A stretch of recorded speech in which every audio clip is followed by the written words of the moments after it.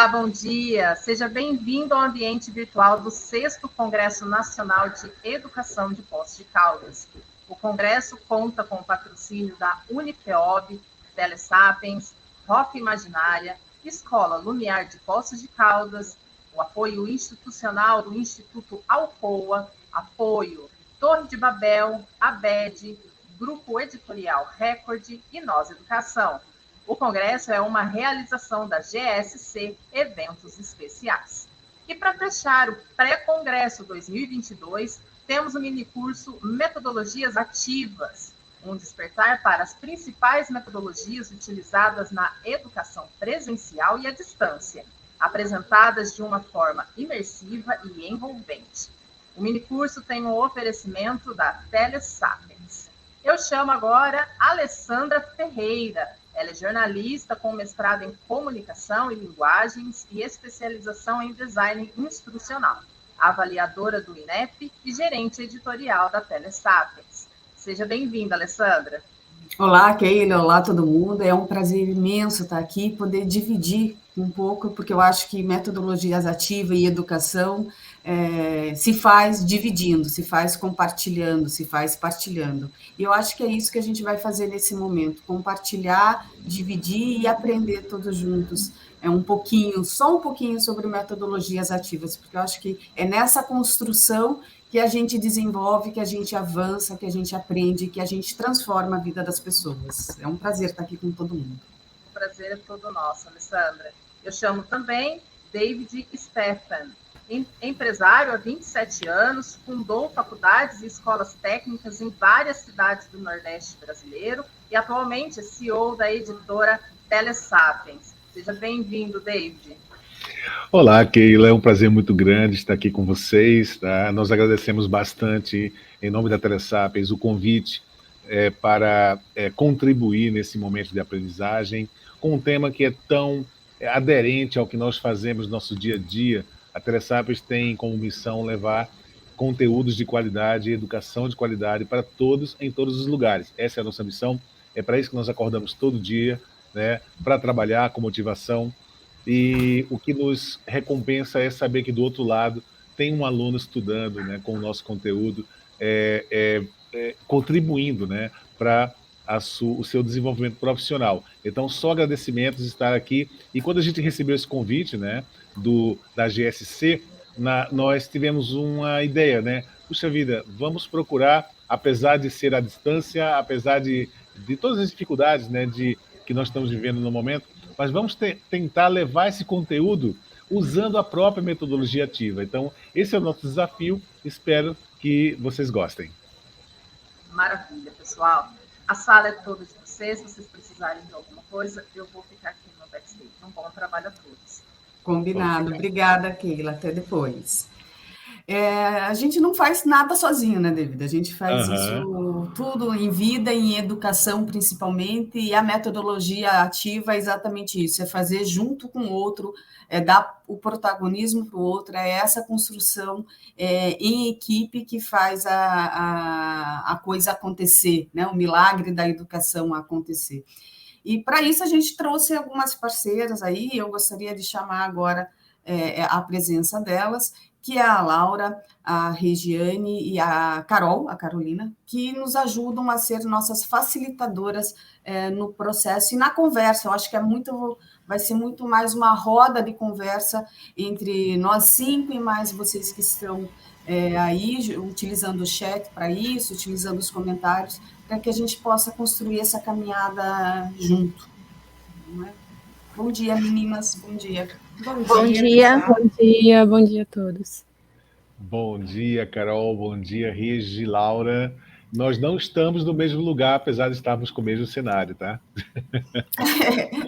Até com temperaturas bem diferentes, apesar de Bauru, Vitória e Curitiba, nós temos aqui nessa tela, e eu acho que o restante do Brasil aí do lado de quem está nos assistindo. Falar de metodologia, eu acho que é falar um pouquinho da essência do professor, né? Da formação, de dar na mão do outro essa construção, né? É engraçado que no ensino infantil a metodologia ativa é sempre o protagonismo, né, do acolhimento, do iniciar, do caminhar de uma criança. É muito comum a gente discutir e ver os professores aplicando as metodologias ativas, até por conta da característica do momento, né, do despertar para a educação, que é esse ingressar na formação educativa. Então, há inúmeras estratégias, inúmeros lindos projetos na educação infantil. E me parece que o percurso, quando vai se ampliando e acontecendo, esse percurso ele vai se perdendo essa metodologia e vai colocando o ser humano, e daí não mais a criança, mas a criança um pouquinho mais adulta, dos seus 9 aos 12 anos, vai colocando uma posição de passividade, né? De estar lá consumindo um conteúdo sentado na cadeira, e isso percorre lá até o ensino médio, onde ele passa a ser apenas um consumidor de conteúdo, a não ser aqueles trabalhos em equipe, aquelas cartazes que tem que fazer, às vezes uma maquete de um ou outro professor que procura. Mas como política institucional, normalmente isso não ocorre, vai se perdendo, né? E aí, quando vai se discutir em faculdade, algumas disciplinas demoram para ter essas atividades práticas, e os professores também ficam muito mais, até porque estudam, gostam de compartilhar, mas deixam o protagonismo longe da atividade do momento de sala de aula. E eu acho que essa discussão já há algum tempo, eu acho que a gente pode falar desde a década de 90, né, vem se discutindo de ampliar aí a metodologia ativa. O David foi apresentado, ele é CEO, mas iniciou a vida como professor, né, David? Sim, sim, claro. E com muita honra, muito prazer, e adoro sala de aula, adoro momentos como esse aqui, de poder contribuir com as pessoas, com a nossa experiência, né? Não que a gente seja dono da verdade, nem que a gente seja mais experiente que os outros, né? Mas estamos numa posição da gente ter essa oportunidade de contribuir, né? E, Ali, só fazendo um parêntese no que você acabou de falar, enquanto você estava falando, eu estava olhando aqui o meu Google, tá? E eu estava olhando aqui uma foto de uma sala de aula de antigamente, tá? Uma sala de aula da década de, acredito que, do século retrasado, tá? E, curiosamente, eu não sei se a Keila consegue colocar o foco na imagem que eu estou olhando agora, né? Só me confirma se vocês estão vendo. Sim, né? estamos. Então, gente, será que existe alguma diferença muito grande em relação às salas de aula de hoje? Eu vou dizer que eu estudei assim, foi no século passado, mas não retrasado. Talvez as nossas facilitadoras tenham estudado já nesse século, mas eu duvido que tenha sido diferente, não é? Eu acabei de fazer faculdade, né? Na graduação. Uhum. Até na faculdade, isso mesmo. E eu acabei de fazer um tour num grande colégio aqui de Curitiba, né, onde a minha filha vai estudar no próximo ano, não vou dizer o nome, mas não é muito diferente disso, né? A diferença talvez seja um ar-condicionado, alguma tecnologia mais moderna, mas as bancas dispostas da mesma forma, o professor, né, sempre num patamar maior do que o aluno, né, ou seja, sendo um protagonismo de fato do processo de aprendizagem de seus alunos, né, se é que ele existe. Mas é só uma crítica, tá? Não é uma crítica, a gente sabe que tem muita escola, muito estabelecimento de ensino fazendo muita coisa bacana, mas é só um ponto de inflexão, né? O que é que nós estamos precisando fazer para que nossas salas de aula sejam ativas, né? E com isso possam colaborar para as metodologias ativas. Mas eu passo a palavra de novo para a Alessandra, senão eu vou ficar aqui falando horas e horas, porque isso é um assunto que me empolga bastante. Mas a ideia é a gente falar 2 horas exatamente sobre essa troca de posicionamento, né? Eu gosto muito, e mesmo na vida profissional, das rodas, né? E essa roda que tinha lá no ensino infantil, de colocar a criança sentadinha em roda para contar como foi o final de semana, para ela partilhar alguma experiência que ela aprendeu. Minha filha, esses tempo atrás, estava contando que ela lembra até hoje como ela se sentiu importante quando ela aprendeu a fazer laço, amarrar o tênis. E ela chegou na salinha e ela contou para a professora, e a professora colocou em roda, e fez ela demonstrar, né, que ela sabia amarrar, né? Mas aí vem um outro desafio, que não é toda criança que se sente confortável com essa exposição, né, na frente do outro. E aí cabe ao professor usar as estratégias ideais e as metodologias ideais para cada tipo de pessoa e não de criança. É muito comum, já disse, né, no ensino infantil ter isso, mas como acolher um aluno que chega com um jornal que escreveu falando da minha formação, ou de um fisioterapeuta que atendeu o avô que sentiu uma dor, ele foi lá, conseguiu fazer um procedimento no avô, facilitou. Como acolher e aproveitar essa experiência com essa mesma riqueza e com essa mesma valorização que a criança, ao aprender a amarrar, ou o estudante de fisioterapia, ao aplicar uma técnica que aprendeu e partilhar isso em sala, como valorizar isso e como, a partir dessa experiência que ele vivenciou, avançar para outros caminhos, aprofundar, corrigir, se for o caso, aproveitando esse conhecimento toda a aula, em todo o conteúdo. Acho que é esse o nosso desafio. Mas agora eu queria colocar um vídeo para nos provocar ainda mais. É um vídeo produzido por nós, se a Keila puder nos auxiliar, para a gente iniciar um pouquinho essa discussão de uma forma um pouco mais estruturada, né? Uhum.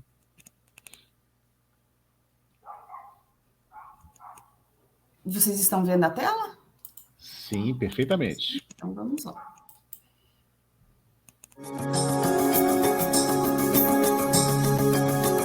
Olá! Já se apaixonou pelas metodologias ativas?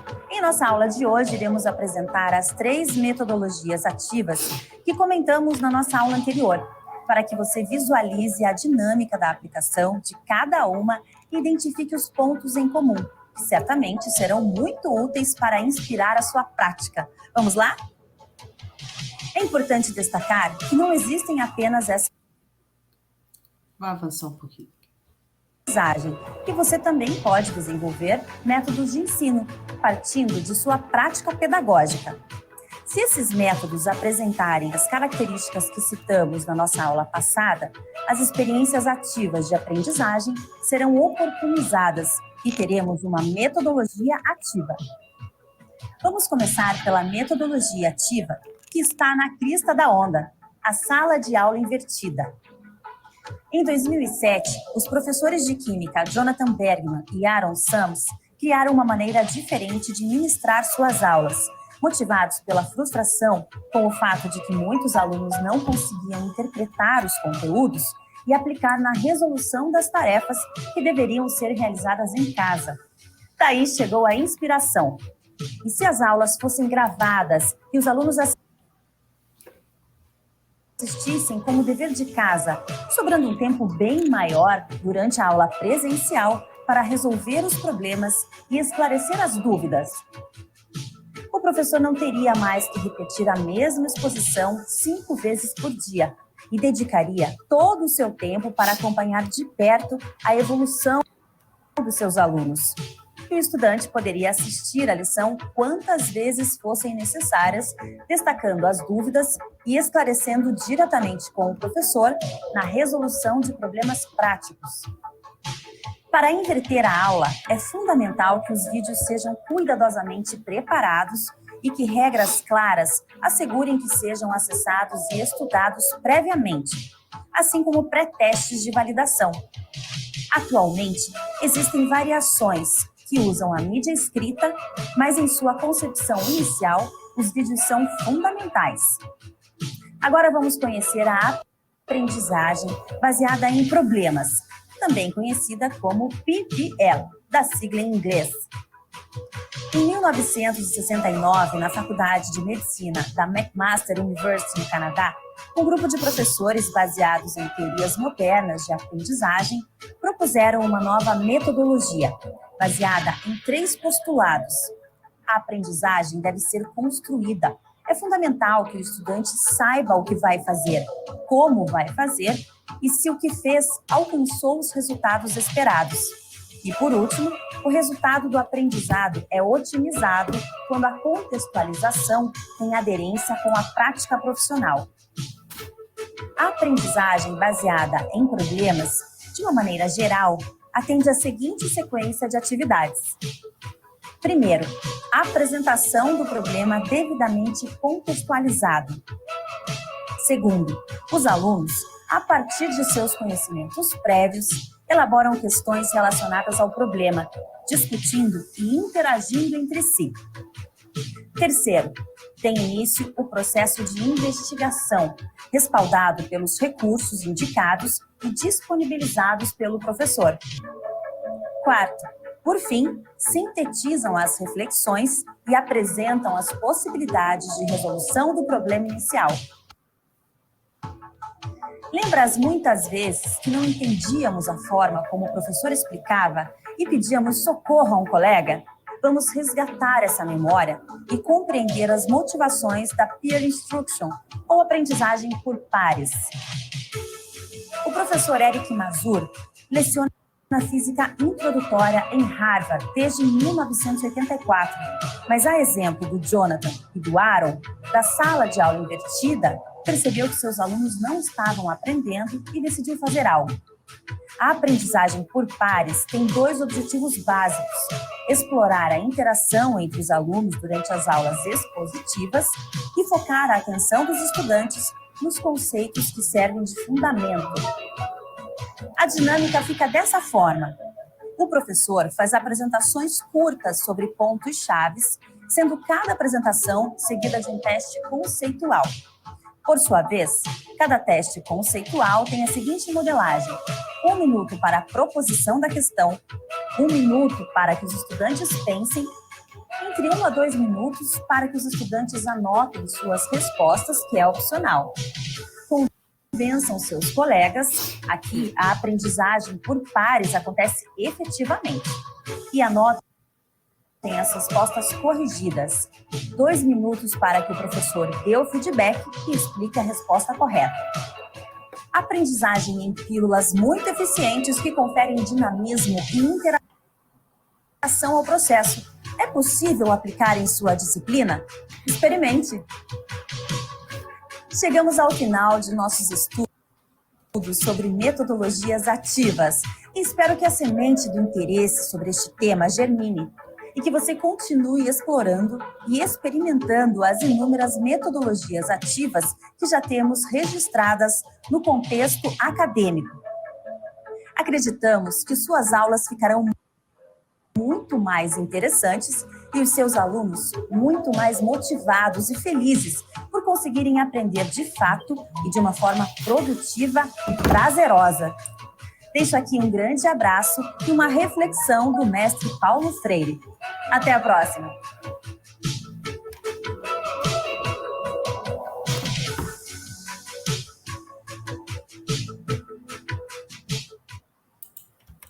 Fantástico, Bom, né? apesar de fazer um resumão aí, eu acho que eu gosto muito dessa frase do Paulo Freire, não é mais daquela famosa que todo mundo utiliza, mas fala da alegria, fala do quanto é necessário a leveza no aprender, né? Mas deixa claro também o vídeo que a metodologia é algo sistematizado, planejado e que exige um desenvolvimento muito grande do professor. Não é chegar em sala de aula e dar uma atividade por dia. O professor fala assim, e aí tem aluno que fala, nossa, o professor não faz nada, só manda eu fazer.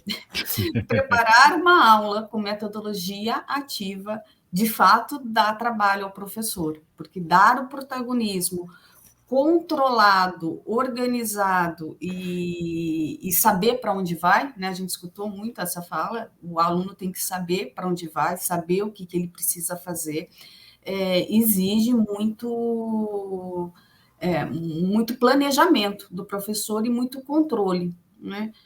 A gente vai avançar lá até, desculpa, David, a gente vai avançar lá até de como avaliar esse aluno protagonista, né? Quais são os parâmetros avaliativos dentro de uma metodologia ativa, porque aí não cabe você dar metodologia ativa na aula, e daí faz uma prova, né? da mesma forma, né? Em que o aluno tem que discorrer. É verdade, Ali. Você falou uma coisa muito importante, tá? Que acho que os educadores que estejam nos escutando agora precisam atentar. Metodologia ativa dá trabalho mesmo, né? Dá trabalho. Nós, seres humanos, né? Nós temos uma tendência muito grande a robotizar tudo, né? E aí eu não me refiro só a professores, eu me refiro à nossa vida cotidiana mesmo, né? Estamos cada dia buscando criar novas rotinas mais eficazes para fazer de uma forma melhor aquilo que nós já sabemos fazer. Isso é importante para a indústria, é importante para o desenvolvimento tecnológico, tá? Mas o professor tem que pôr em mente que os alunos não são robôs, que eles são seres humanos, né? E que você nunca vai chegar a uma aula ideal. Porque para você chegar a uma aula ideal, você tem que ter um aluno ideal, né? E não existem alunos ideais. Não existem, né? Cada aluno é um aluno, cada cabeça é um mundo, né? Como dizia Paulo Freire. Então, esse mundo, ele diverge, ele difere, né? E não adianta, não vamos conseguir robotizar nunca uma aula eficiente, né? Nós sempre vamos ter pessoas diferentes e, para isso, o professor precisa dedicar uma carga horária anterior à carga horária de aula, né, para planejamento, né? Quando a gente fala de planejamento, o professor faz logo assim, né? Planejamento, horas brancas, meu Deus do céu, né? Que chato. Mas nunca essas horas brancas, nunca esse planejamento foi tão importante como está sendo hoje. Porque sem ele você não consegue mesmo praticar metodologias ativas, né? Ou seja, se o professor pensa que consegue, né, aplicar sala de aula invertida, aprendizagem aos pares, peer instruction, aprendizagem baseada em problemas, gamificação, né, sem dedicar uma carga horária anterior, esqueça, você não vai conseguir implantar metodologias ativas. É isso, né, Ali? É isso mesmo. E vamos colocar então um pouquinho o pessoal para trabalhar um pouquinho, vamos dar um protagonismo vamos pessoal. Sim. A gente postou ali no chat do Congresso, acabou de postar um formulário, e a gente gostaria de conhecer quem está aí do outro lado, o que sabe, né, sobre metodologias ativas. Então, tem um formulário, se vocês quiserem, seria interessante preencherem agora. A gente vai acontecendo isso no mesmo momento que a gente vai conversando sobre metodologias. Está ali o link, por gentileza, são perguntinhas bem simples que vão nos ajudar aqui a conduzir a nossa conversa. E você que está, desculpa, Ali, e você que está nos vendo, nos assistindo fora desse horário, então provavelmente esse link vai estar aqui embaixo na mensagem do canal de vocês de vídeo, tá?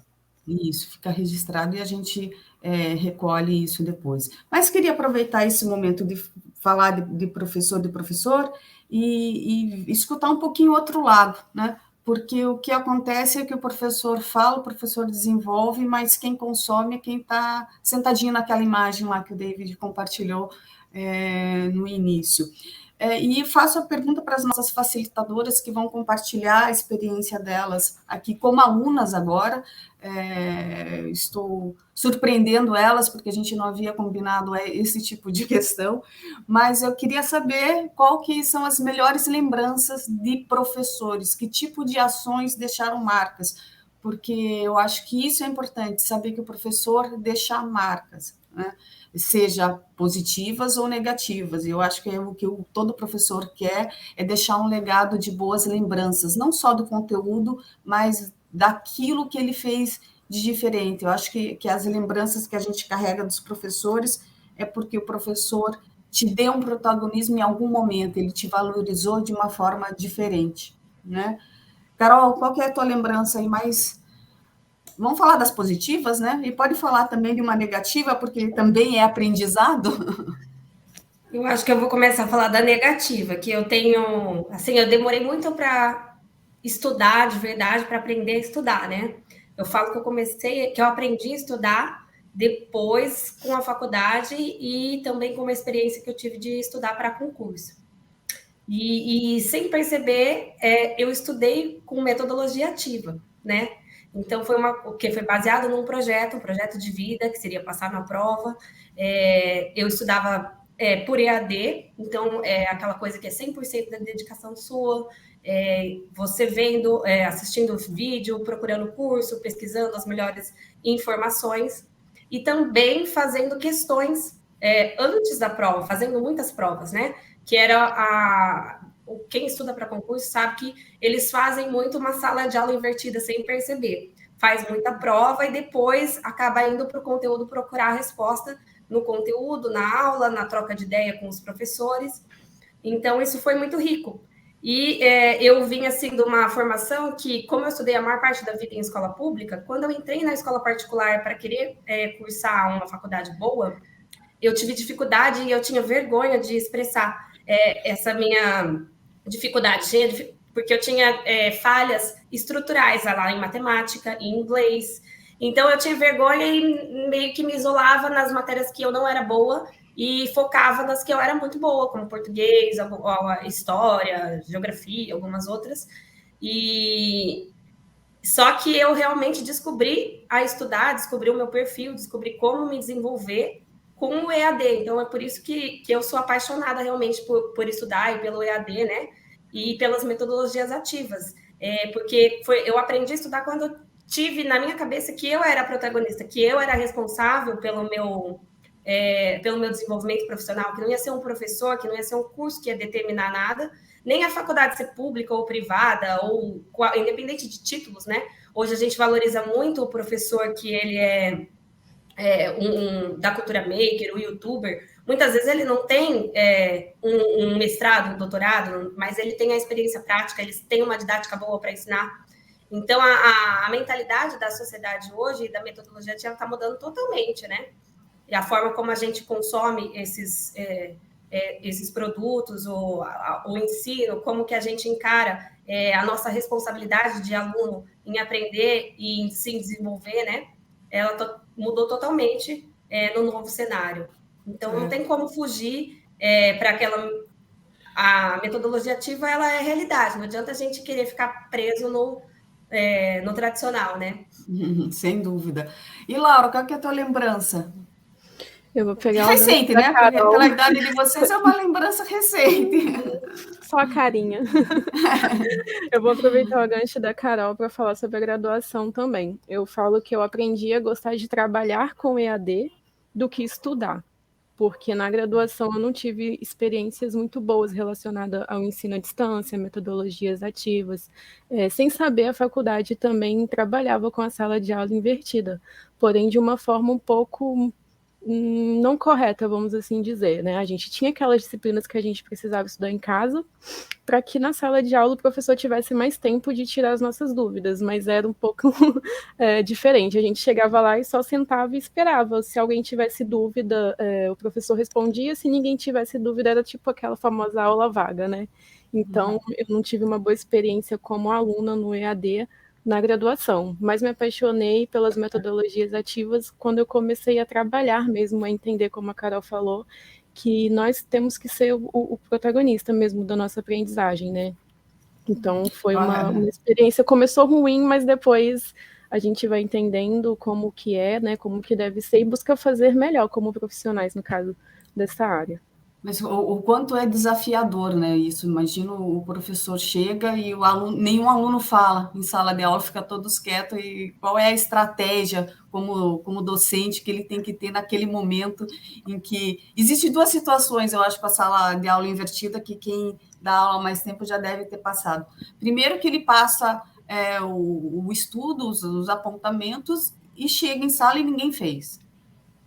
Ninguém consumiu. Opa, aí ou ninguém tem dúvida, né? Tipo, ninguém tem dúvida, todo mundo entendeu tudo. Ou às vezes quando o professor passa um texto e os alunos não leem. Isso é clássico. Isso é clássico. Isso é clássico. E aí, faz o quê? Eu acho que esses são os desafios qual é a ação, qual é a atitude. E aí talvez seja um momento de... Se aplicou a sala de aula invertida, mas naquele momento ninguém tomou uma ação, e são muitos os motivos. Vamos imaginar que a maior parte hoje da formação são adultos que trabalham o dia inteiro, que chegam em sala de aula, muitas vezes pegou 2 ônibus, não deu tempo de jantar, está com fome, está cansado, teve um dia cheio e estressante no trabalho, e obviamente ele não deu tempo de ler no ônibus o texto que ele tinha que ler, ele não conseguiu estudar, e chega lá, o professor tentou fazer a metodologia da sala de aula invertida, e aí chegou e não fez. Bom, aplica dos pares, aplica outra metodologia, é por isso que é necessário conhecer todas. É nesse momento que você coloca todo mundo em dupla, com um desafio pequenininho sobre o assunto, e dá a chance para quem não teve tempo, aplicar através de uma outra metodologia ativa, uma ação que vai fazer com que um tenha que conversar com o outro, com tempo controlado, um assunto que eles vão descobrir ali no celular, naquele momento, na hora,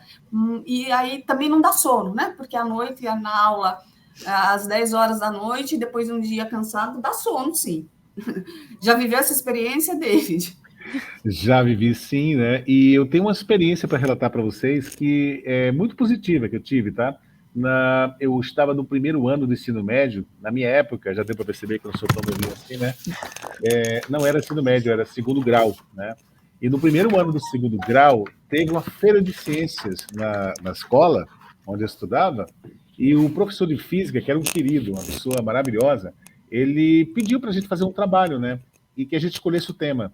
E o tema que a gente escolheu foi um tema bem interessante, que era um trabalho que consistia no seguinte: a gente queria colocar um vagão de trem, tá? Em miniatura, em cima de uma superfície com um ímã imantado, né? Um eletroímã imantado, de forma que ele flutuasse, né? E que ele ficasse sem atrito, né? Então, o interessante é que ninguém da minha turma tinha sequer ouvido falar no trem-bala, que nós temos hoje desde 1964, né?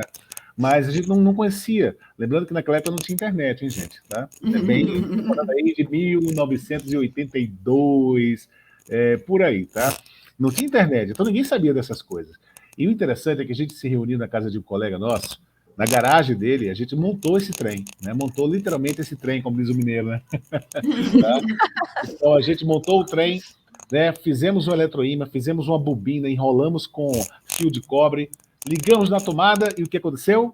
Tudo explodiu. Não, tudo explodiu, pegou fogo, quase que incendiava a casa do meu colega. Éramos 5 na equipe. Levamos o que sobrou para a Feira de Ciências e o nosso professor nos deu nota 10, só pela ideia, né? Pela criatividade que a gente teve de criar algo. Também, né?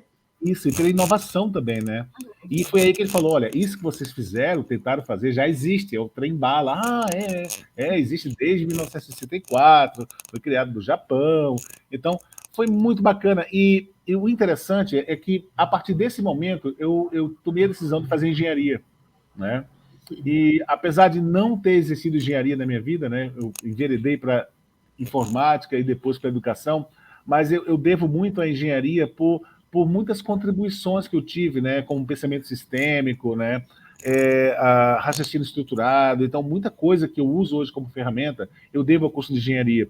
E veja como um trabalho, como um projeto, como uma atividade pedagógica pode mudar a vida de uma pessoa. Mudou a minha vida, né?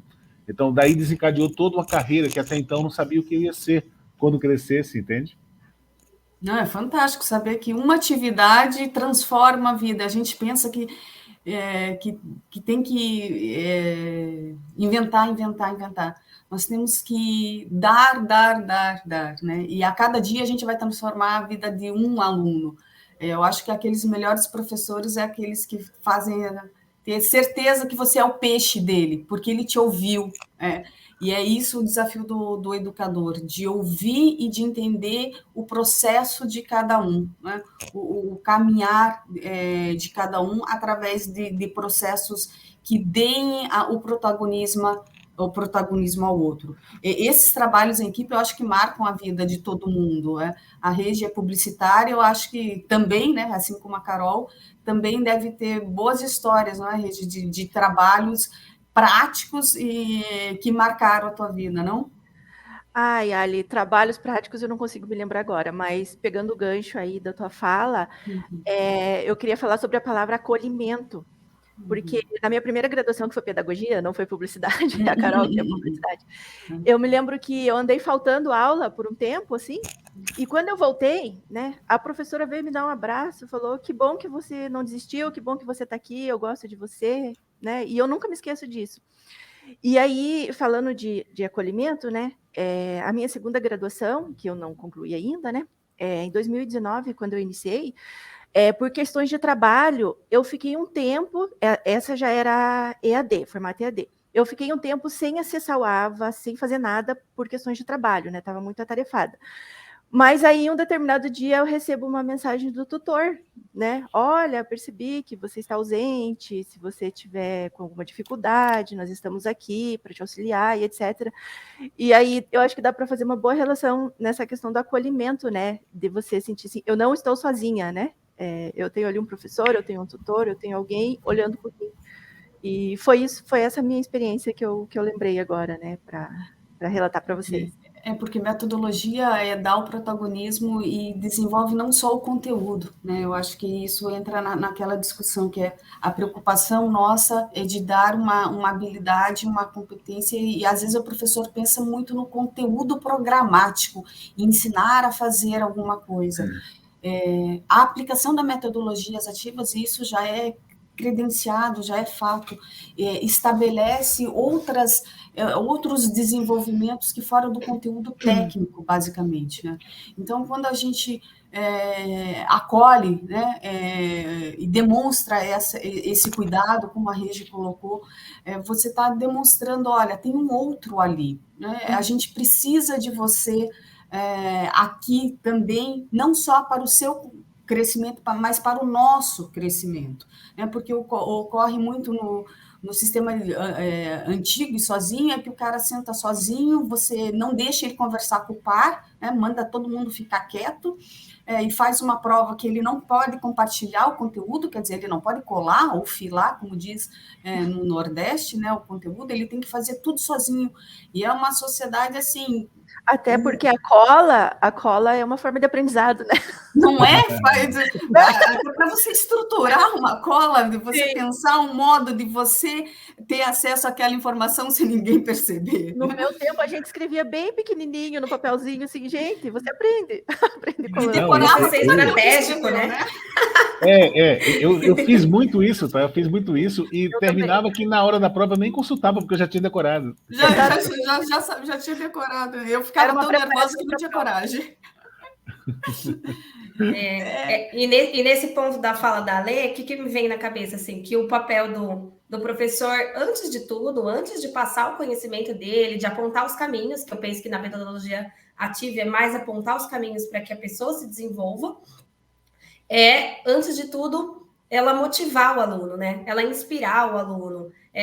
Não passar assim, eu sei porque eu sei, mas não, inspirar o aluno, que nem essa professora acolheu a Regi, ela após que ela se sentiu assim mal por ter faltado e foi...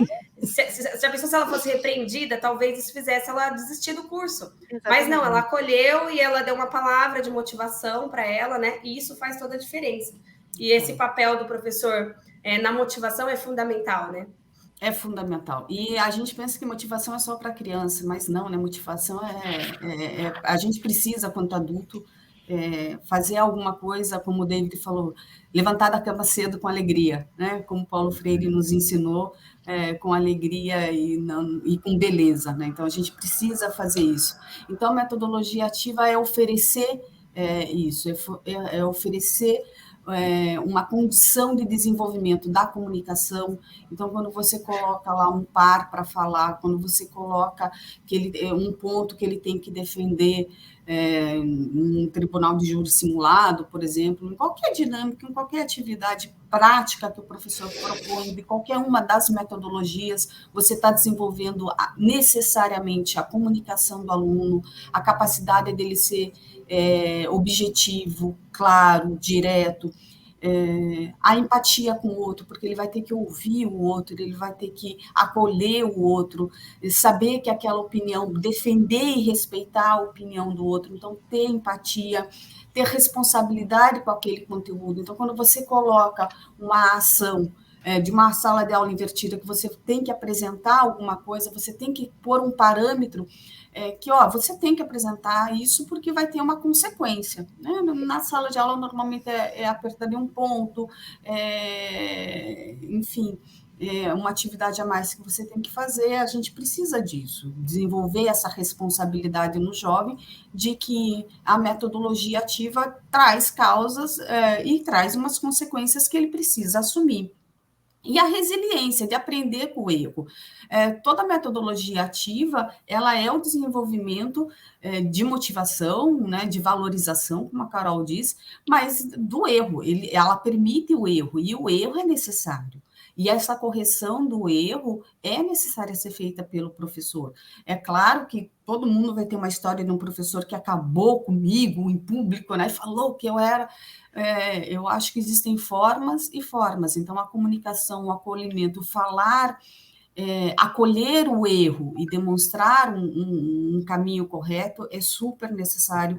E o aluno precisa aprender que a falha não é ruim, o demonstrar que errou, como o David falou, que levou os restos mortais do trem-bala dele lá e tirou 10, o que o professor ensinou? O teu erro te deu 10, o teu erro foi o aprendizado.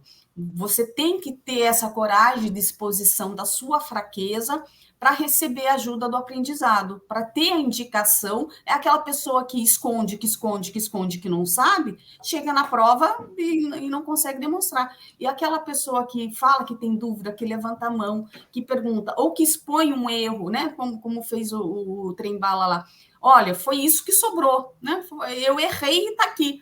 E aí é a oportunidade do professor de ensinar, é a oportunidade do professor de indicar um caminho, mas é um desafio de amadurecimento da pessoa que está se expondo. E isso é um aprendizado também para o aluno, permitir que ele se exponha com segurança, com assertividade e com confiança que aquilo não é um fracasso, né? Porque a gente tem muito isso hoje, que a criança não pode se frustrar, a criança não pode ser repreendida em público. A criança precisa ser ensinada, precisa ser acolhida no seu erro. É isso que a gente está falando. Então, demonstrar um erro e o professor, cabe ao professor conduzir o caminho correto daquele erro, né? E o senso de colaboração. É por aí, David? É por aí mesmo, tá? O erro que nós cometemos lá atrás, né, no caso daquela experiência, mudou minha vida, né? Mudou minha vida completamente. Então, eu não sabia o que fazer, né, na vida, e ali eu tive certeza, não, eu quero ir para exatas, eu gosto de física, né? E veja que interessante, até então eu não gostava de matemática, entende? Mas por que eu não gostava de matemática? Porque matemática não tinha um propósito para mim, né? A partir daquela experiência que eu tive, né, de saber que eu tinha capacidade de criar um projeto inovador, eu comecei a olhar a matemática com os outros olhos, né, com olhos de ferramenta mesmo. Olha, eu preciso da matemática, senão eu nunca vou ser bom em física. E aí eu consegui. Eu lembro que no vestibular que eu fiz, eu consegui fechar as duas provas, matemática e física. As outras nem tanto. Fechar, no Sul a gente fala gabaritar. Gabaritar, exatamente, né? Lá era fechar mesmo. Então, fechei as duas provas, gabaritei as duas provas e fiquei muito feliz com isso, tá? Mas é isso, eu acho que o professor ele tem essa responsabilidade, né? De olhar no olho do aluno e enxergar seus sonhos, né? E isso tem muito a ver com uma das metodologias, né, Ali, que a gente vai conversar ainda bastante sobre ela, que é o ensino adaptativo, né? Conhecer o aluno é fundamental, é fantástico, tá? É importante demais, né? Por que os bons professores odeiam salas lotadas, né? Por quê? Porque é difícil conhecer aluno a aluno quando você tem 100 alunos numa sala. É muito difícil. É possível? É possível, mas vai levar muito tempo, né? Nós vivemos num período onde a educação ela também é vista como negócio. Nada contra isso, né? Nada contra negócios, porque negócio é ciência, é administração. Então, negócio é necessário, né? Até porque não tem sustentabilidade sem negócio. Então, a educação tem que ser um negócio, mas não tem que ser só um negócio, entende? Ou seja, colocar 100 alunos numa sala de aula é enxergar a educação só como negócio, né? Então, é importante que o professor conheça seu aluno, né? E o ensino adaptativo é isso, né? Como nós vamos ver, o ensino adaptativo é você adaptar o teu ensino ao potencial de aprendizagem do teu aluno, né? Ao sonho do teu aluno, né? Entregar para ele o conteúdo que ele precisa realmente. E não é uma tarefa fácil, né? Não é. Por isso que eu digo, o professor, ele não é só professor, o professor é bem psicólogo também, né, Ale? Ah, sem dúvida, o professor é psicólogo porque ele tem que acolher, ele tem que entender e ele não cabe julgar as escolhas, cabe a respeitar e indicar a sua opinião e a sua versão, né? Eu acho que todo educador ele tem esse papel, né? De mostrar todos os caminhos que existem, de fato, e as consequências de percorrer cada um dentro da realidade de cada professor, mas nunca submeter a um você não vai conseguir, né? A você não pode por aí. O quanto que a gente já não escutou isso não vai ser possível. Eu também não gostava de matemática, mas eu me recordo que eu tirei 3, eu acho que estava no primeiro ano também no ensino médio, 3 numa prova, e o meu colégio tinha média 8, então eu estava muito distante da média para passar. E aí o professor chamou a mim e uma outra garota que tirou essa mesma nota e falou assim, vocês duas vão reprovar. Aquilo foi uma provocação para mim muito grande. Eu falei, eu não vou, professor. Ele falou, então me prova. É claro que ele sabia o que ele estava fazendo. E, obviamente, eu não reprovei, né? Mas estudei muito. Claro que eu fiquei de final, eu não consegui recuperar, né? A média 8, fiquei de recuperação. Mas, enfim, passei. Mas eu não esqueço dessa condenação prévia, né? Mas você tem que saber fazer isso com quem fazer. Tem aluno que, talvez, pelo seu histórico, receba isso não como uma provocação, mas como uma sentença, né? Já que eu não tenho o que fazer, já está feito, né? Então, você tem que conhecer. Agora, essa realidade de 100 alunos, a gente tem que ter estratégias, porque é uma realidade que a maioria dos professores enfrenta, e ele precisa desse emprego, ele precisa dessa aula cheia para se manter, ele tem que criar estratégias. E talvez uma boa estratégia de ir conhecendo seus professores é aplicando diferentes metodologias em diferentes momentos do seu percurso bimestral, semestral ali. E uma das atividades que a gente tem é a gamificação, né? É uma possibilidade de você conhecer os seus alunos e quebrar alguns gelos em sala de aula. A gente pode propor algumas dinâmicas também, mas as meninas todas falaram aí na formação em EAD, né?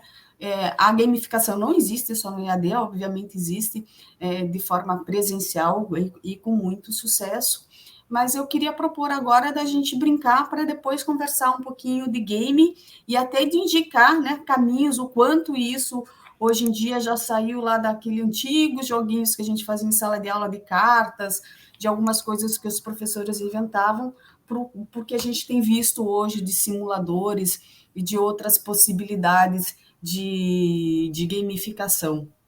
Eu vou pedir para a Keila compartilhar a tela e a gente vai jogar. Acredito que muitos dos professores já conheçam essa plataforma de formação de Kahoot. Vocês estão vendo a minha tela? Sim. Sim? Então, tá. Vou convidar, inclusive, a Carol, a Laura e a Regi a jogar. Então, tem que entrar no kahoot.it. Eu acho que eu posso pôr a... Manda o link no chat. Vocês vão ter que pôr aquele pin ali para iniciar o jogo.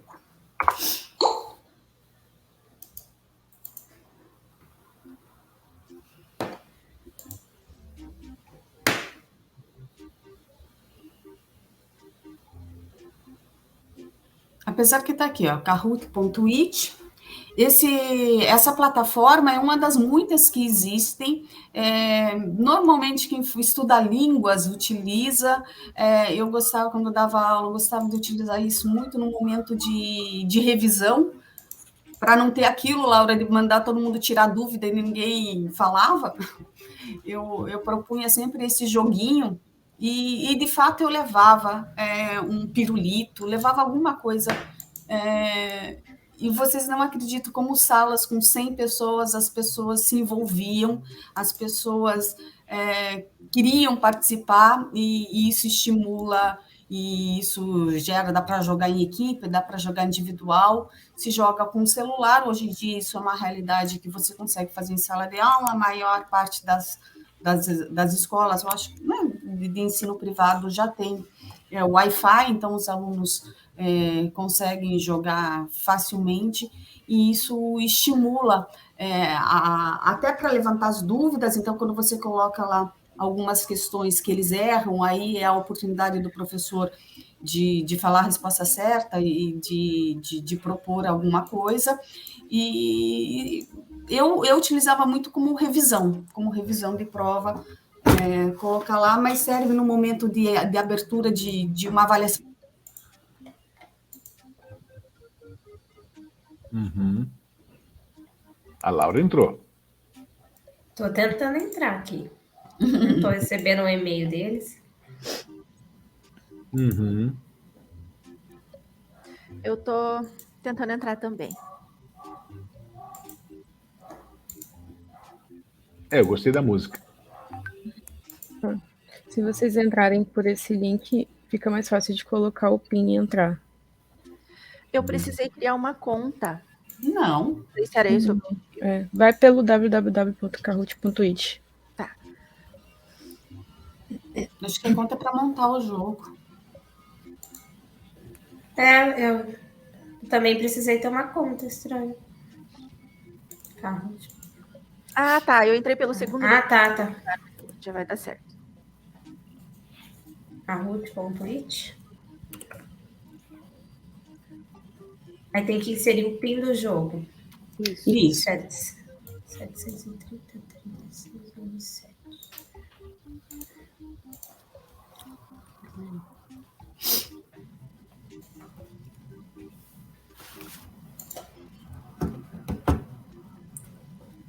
Eu tô lá também. Vamos esperar a Carol e a gente brinca entre a gente e assim grava para quem vai assistir depois também. Mas para conhecer a plataforma a gente podia. Então, vou iniciar, tá? Esse jogo você pode criar com tempo ou com de cada questão.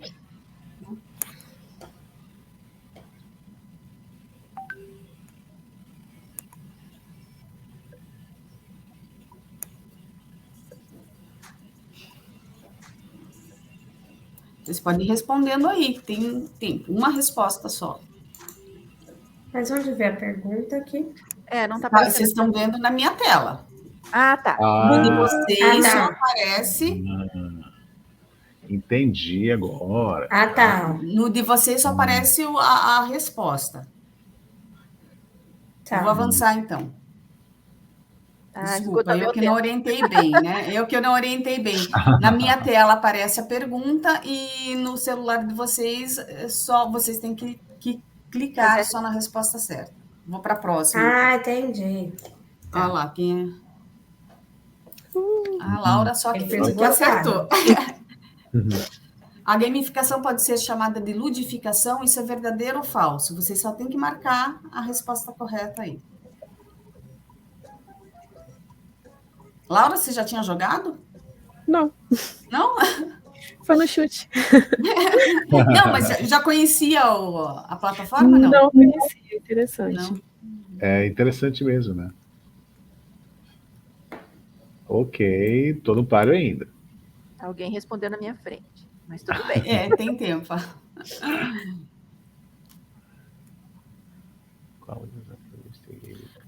Aí é uma discussão, né? Qual a motivação para investir em gamificação?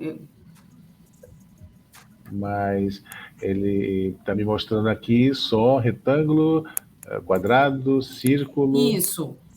Aí para você ler, tá na tela. Tá, perfeito. Tem esgotado. Eu acho que eu pus pouquinho tempo, né? Bacana mesmo. Aí agora a Carol já está aparecendo. Regi, vamos reagir aí, Regi. Deixa eu responder uma. Faz assim, eu sou a irmã caçula, vocês têm que deixar eu responder. Quais as características de um jogo? Quais as características de um jogo? Triângulo, objetivo, regra, feedback e autonomia. Losango, meta, envolvimento, construção e pontos. Quadrado, objeto, forma, métodos e níveis. E círculo, propósito, grupo, ilusão e forma. Ai, não deu Não tempo. Tá, gente, eu acho que eu que estruturei achando que dava para ser. Não, tranquilo. Alguém respondeu primeiro, deve ser isso. Aí a gente perde. Aí... Pode ser. É possível, né? Não, na verdade, eu que determino, na construção, eu que determino o tempo. E eu pus 17 segundos. Interessante. Bem interessante. Já deu para perceber, né, qual o sentido pedagógico desse jogo. Bem interessante. E aqui tem outros.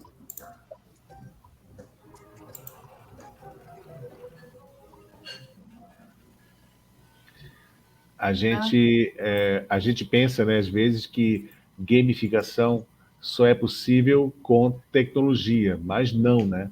Então, metodologia da gamificação não é algo novo, né, Ali? Não, de jeito nenhum, é algo ao contrário, é algo que existe desde da brincadeirinha lá da criança. Né? E aqui a Laura ganhou, David ficou em terceiro, a Reginei apareceu, a Carol ficou em segundo. Vai para o segundo turno, né? A Carol e a Laura vão para o segundo turno. Tá bom, né? gente, eu vou justificar. É que tá lendo, aí para eu mudar de uma aba para outra, ele demora um pouco. Aí eu tenho que ler a pergunta. Daí para eu ir para outra aba, outra pessoa já respondeu. A gente devia ter entrado pelo celular para ser mais rápido. A gente lia no computador e já ficava no celular. Isso aí. Mas é bem enfim, bacana. Tipo. É bem bacana. E como o professor, você uma plataforma de compartilhamento, então você consegue criar seus jogos, deixar os seus jogos aqui, né? Para utilizar quando você quiser. E você pode utilizar jogos criados na conta free, criados por outros professores, utilizando... Nossa, entrou no mesmo, não era? Utilizando compartilhamento de jogos, e tem de tudo que é a área, né? Eu mesmo já utilizei de liderança, já utilizei de teoria da comunicação, e tem o modo clássico e um modo equipe, que daí, né, cada 2, 3 utiliza um assunto. Então, assim, é uma só das possibilidades de gamificação. Mas, como o David falou, isso não é novo, né, David? Os games sempre existiram como uma forma de integração em sala de aula, não é? É verdade, né? Você pode gamificar desde fazendo uma simples gincana numa sala de aula, né, até fazer um jogo de perguntas e respostas, mímicas. Então, a gamificação ela ganhou muito espaço, com certeza, nas últimas 2 décadas, graças à tecnologia.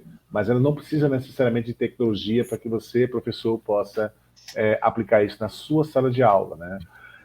Uma outra coisa bastante também interessante, Ali, Laura, Regi e Carol, é que o jogo ele tem que ter uma recompensa, né? Então, a recompensa é algo que está inerente à gamificação. Então, qual é a recompensa que você, professor, está proporcionando para o seu aluno a cada aula, né? Então, essa é a primeira pergunta, né? Qual é a recompensa que o meu aluno vai ter ao término desta aula de hoje? Tá? Qual é a recompensa? Né? Então, essa pergunta é chave, né? Porque a recompensa ela tem que existir, né? Ela tem que existir, nem que seja uma provocação para você ganhar um ponto, alguma coisa assim. Porque se um ponto é muito, David. O professor vai muito, né? Vai meio ponto, né? 0,1. E veio na lembrança agora as estrelinhas que a gente ganhava no caderno, carimbinhos. Isso, exatamente. Adesivinho. Minha filha vem com adesivinho na mão da escola, sabe? Muito bem. Então, gente, eu já levei pacote de pirulito em faculdade e vocês não sabem a briga que é para ganhar aquele pirulito na faculdade. Claro, porque o ser humano ele é competitivo por natureza, né? Nós somos competitivos, queremos competir, queremos ganhar, queremos ter recompensa. Isso não muda numa criança, isso não muda na sala de aula, né? E é isso que o aluno vai ter lá fora. Isso aqui é bacana, né? Então, o que você está ensinando para o seu aluno, né? essa metodologia da gamificação é muito parecido com o mundo real que ele vai ter depois que ele sair da escola. E aí você já está preparando o seu projeto, né? O aluno para o seu projeto de vida. Isso também é um outro benefício dessa metodologia. Não só a motivação para a aprendizagem, mas também você está educando o seu aluno para enfrentar os grandes desafios que ele terá quando sair da escola. Agora, essa tua fala de simulação do mundo real me traz um outro assunto que a gente precisa abordar e falar aí, que é o ensino, é a antecipação da vida real. Você está lá numa fórmula teórica, você está exatamente na busca por essa construção de como você reagir quando essa situação de fato ocorrer. Isso a gente tem em todas as formações de profissões, e está em voga, eu acho, com os recursos tecnológicos, cada vez mais as simulações, né? Eu falei já aqui da simulação de júri, que é muito utilizado no curso de Direito, né, de defesa da oratória, mas hoje em dia a gente tem as simulações de tudo, né? Não só da oratória, mas de ação, e que com os recursos tecnológicos avançaram de forma exponencial, né, David? Que eu acho que você também pode nos contribuir aí, falar um pouquinho sobre a utilização dos simuladores, que também é uma metodologia ativa aí na formação. Com certeza, né? Os simuladores, principalmente os simuladores gamificados, que entregam alguma recompensa para o aluno, tá? Ele é importantíssimo no processo de aprendizagem. Nós vivemos hoje no Brasil um grande paradoxo, né? Grande paradoxo. É muito comum nos países desenvolvidos, né, como Inglaterra, Alemanha, os emergentes, que eram emergentes e agora são os grandes tigres asiáticos, como China, Coreia, Japão, é muito comum você ter uma pirâmide, né, formativa, onde você tem na base uma mão de obra mais técnica, mais operacional, né, e no topo da pirâmide você tem os mestres e doutores, né, que vão avançar a fronteira do conhecimento. Isso é natural, qualquer país é assim, e é assim que a sociedade tem se desenvolvido. No Brasil, nós temos um grande paradoxo, que é a pirâmide invertida, né? Essa pirâmide invertida, ela tem representado um grande problema no desenvolvimento do país, tá? Ou seja, você tem uma pirâmide onde, na base, você não tem técnicos, quase que nenhum. O Brasil só tem 8%, ou somente 8% da população brasileira tem curso técnico, tá? Só 8%, tá? Por quê? Porque nós passamos por um processo onde foi hipervalorizada a formação superior, o ensino superior, depois a pós-graduação, depois o mestrado e o doutorado, né, como se esse fosse o grande e único objetivo de vida de qualquer pessoa. Tá? E se esqueceu de uma coisa fundamental, né? São as pessoas que fazem a coisa acontecer, né? É o chão de fábrica mesmo, são as pessoas que estão lá manuseando os equipamentos, fazendo a coisa acontecer. Isso causa distorções assim tremendas no país, tá? Por exemplo, eu sempre dou esse exemplo, gosto muito de dar, né? Hoje, um hidrojateador, que é uma profissão técnica, que você não precisa nem de curso técnico, tá? Você precisa só de uma qualificação profissional para ser, ele é muito requisitado nos portos, né, brasileiros. Você sabe quanto ganha um hidrojateador? Tem alguma ideia? Não faço ideia. Ganha de 2 a 5 mil reais a hora. A hora? Não é do salário que ele faz? Vamos ver o que esse cara faz, tá? Sabe o que ele faz? Ele manuseia uma mangueira de água, só. Tá, conhecimento é tudo. Só um pequeno detalhe. Essa mangueira, ela serve para limpar casco de navio, tá? O jato de água que sai dessa mangueira é capaz de decepar o seu braço. Entende? Se corta mármore com água, né? Exatamente. Então, é uma profissão técnica, né? Chão de fábrica, mas hiper especializada. Não existem cursos no Brasil, praticamente, para formar esse profissional. Esse profissional normalmente sai de uma empresa, entre outra, e por isso que são muito bem pagos. Do outro lado, nós temos professores, né, nós temos outras profissões que são subvalorizadas, com salários baixíssimos. Tá? Essa é a pirâmide invertida que eu falo. Né? Onde está o problema? O problema está num ato político que foi feito no finalzinho da década de 70 início da década de 80, extinguiram a obrigatoriedade dos cursos técnicos nas escolas de ensino médio. Tá? Eu, por exemplo, peguei um dos últimos cursos, eu fiz curso técnico de eletrônica no meu colégio, né, no colégio onde eu estudava, no ensino médio, na época segundo grau, como eu falei, e eu fiz curso técnico de eletrônica. E eu lembro que eu fiz muito mais no meu curso técnico do que em 5 anos de engenharia elétrica, que eu fiz logo depois. Ou seja, eu consegui montar amplificador, eu consegui montar mixador, eu consegui montar fonte de alimentação, né? Eu consegui montar tanta coisa, e na faculdade, praticamente, eu não montei metade do que eu montei no meu curso técnico. Por quê? Porque as universidades são excessivamente teóricas, né? Tá? Elas estão preocupadas simplesmente em valorizar, e não está errado isso, tá? De valorizar o lado acadêmico do aluno. Só que todo mundo quer ser doutor, todo mundo quer ser mestre, ninguém quer ser técnico, né? Mas R$ 2.000 a hora, nada mal, né, Ale?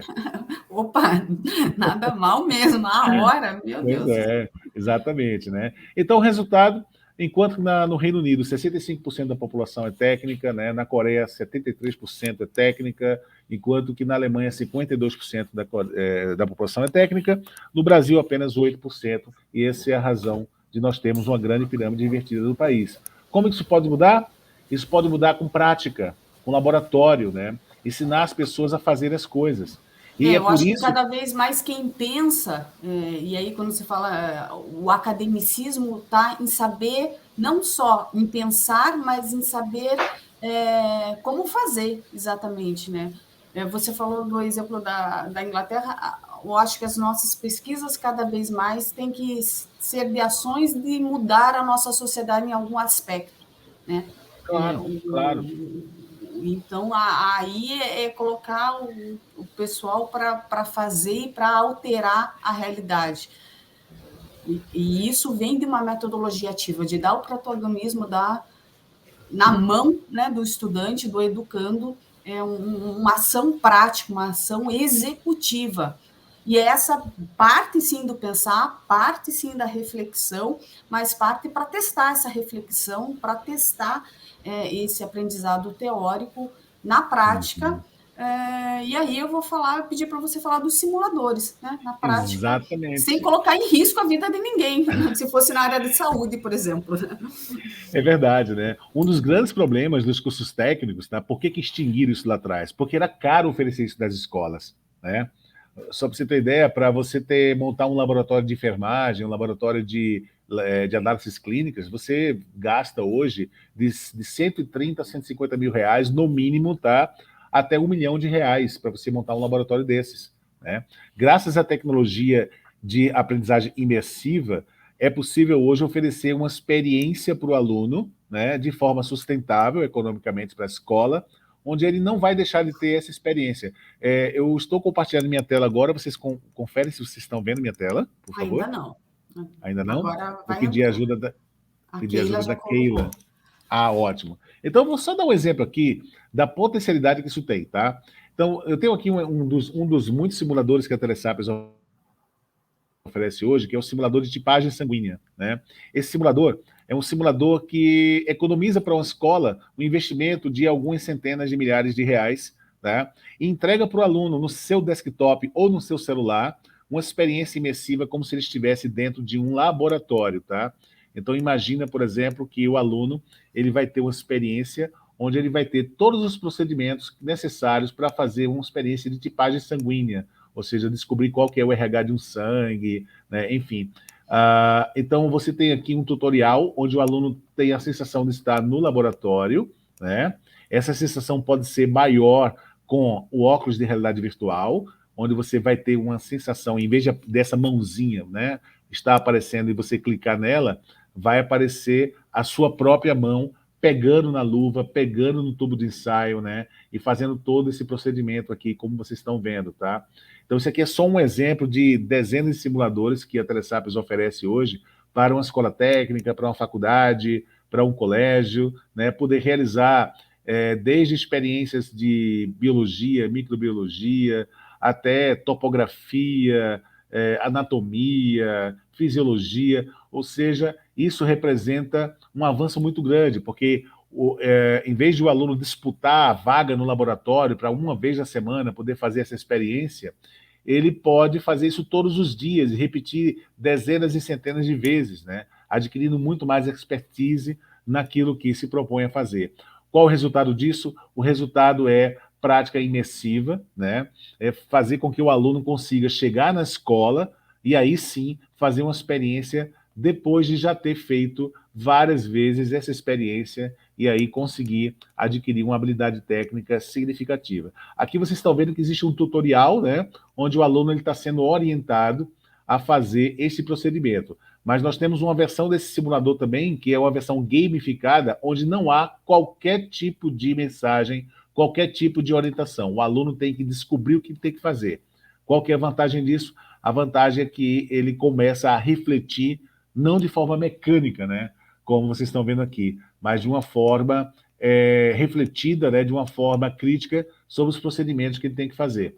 Então, imagine que uma versão é uma versão tutorial, né, onde o aluno tem um passo a passo do que fazer, e a outra versão é uma versão gamificada, onde, por exemplo, se o aluno esqueceu de pôr o óculos, se o aluno esqueceu de pôr a luva, então ele vai ter um score aqui em cima, com regressivo, né, reduzindo os seus pontos, né, e no final ele vai procurar ter, claro, a maior pontuação possível, porque, como eu falo, né, é a recompensa da gamificação. Então, no final, o professor pode, ou o tutor pode premiar esse aluno, aquele aluno que conseguiu o maior score, né, ou conseguiu perder menos, né, perder menos pontos ao longo dessa jornada. Apareceu um barulhão aqui da centrífuga, por isso que eu me perdi um pouquinho aqui. Então é isso, gente. Eu vou sair daqui, tá? Retornar aqui a Ale, tá? Ale, é por aí, né? Sim, eu acho que você mostrou mas hoje em dia as possibilidades são inimagináveis, né? A gente consegue desenvolver com recursos tecnológicos e, é claro, com custos tão altos quanto os laboratórios que você citou da área de saúde, que eu acho que são as áreas de tecnologia também que mais recursos necessitam, e temos simuladores avançadíssimos, não só com óculos, mas com luvas que simulam a pega correta nos equipamentos de odontologia, por exemplo, que desenvolve a musculatura e o jeito certo de pegar nos equipamentos odontológicos. As imersões vão cada vez avançando mais, e é bom, né, que o aluno tenha essa possibilidade de testar e de treinar e de errar, e sendo estimulado através de jogos, ou quantas vezes forem necessárias, até que ele vá ao hospital, ao laboratório, e execute isso sem risco nenhum.